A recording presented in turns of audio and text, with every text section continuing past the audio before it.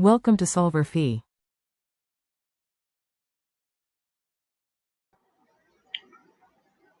So this question is asking us to determine why is it important to study microbial genomics. Perhaps you're super convinced that studying human genomics is beneficial because cancer and all that, but why would we care about microbial genomics? First, let's look at a few different applications of uh, stuff that bacteria produce that we have found very useful. The first example that I've shown here is a fungus called Penicillium notatum, and Penicillium notatum is what makes penicillin, and penicillin is credited with saving millions of lives. Okay. Another application that I have here is the use of restriction enzymes. So restriction enzymes are enzymes that are found in bacteria. So this is an E. coli here.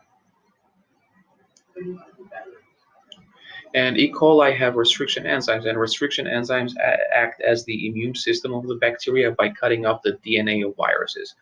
What we've learned to do is we've learned to take those restriction enzymes, cut DNA at a specific site, remove DNA, and insert the DNA of choice there. So if you guys have heard of CRISPR, it's very popular now among all science articles. CRISPR. This is a gene editing technique. Well, CRISPR uses restriction enzymes, and that is something that we got from bacteria. Some other bacteria can consume oil. Okay, so now what? Well, let's take this last example here. Suppose that the bacteria that consume oil live in super cold conditions, and in order for us to harness their oil eating ability, we have to grow them in very cold temperatures.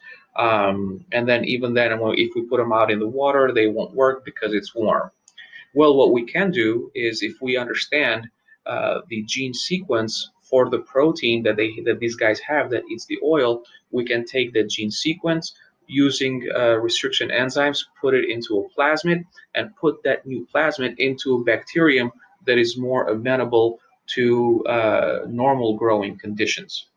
So understanding the genomics of a bacterium or bacteria in general or microorganisms helps us manipulate these tools into more efficient modes of production. Okay, so now let's look at our answer choices. Choice A, microbial genomics has provided various tools to study the psychological behavior of organisms. Well, you can obviously see that there's no connection between the genes of a bacterium and the psychology of animals, unless the bacterium is infecting the animal. But we're talking about understanding the genomics at the human level. So there's no way that us understanding bacterial genomics can result in the alteration of psychological behaviors of any organism. So choice A is wrong. Choice B, microbial genomics has been useful in producing antibiotics, yes. Enzymes, yes. Improved vaccines, yes. And disease treatments and advanced cleanup techniques, yes. Those are all true. So choice B is correct. Choice C, microbial genomics has contributed resistance in other bacteria. Again, genomics is a human process. Genomics is the process of us understanding the genome of a thing. So our understanding of something cannot confer resistance to bacteria. Okay, so that's wrong. Choice D, microbial genomics has contributed to fighting global warming. Perhaps in the future, but not yet.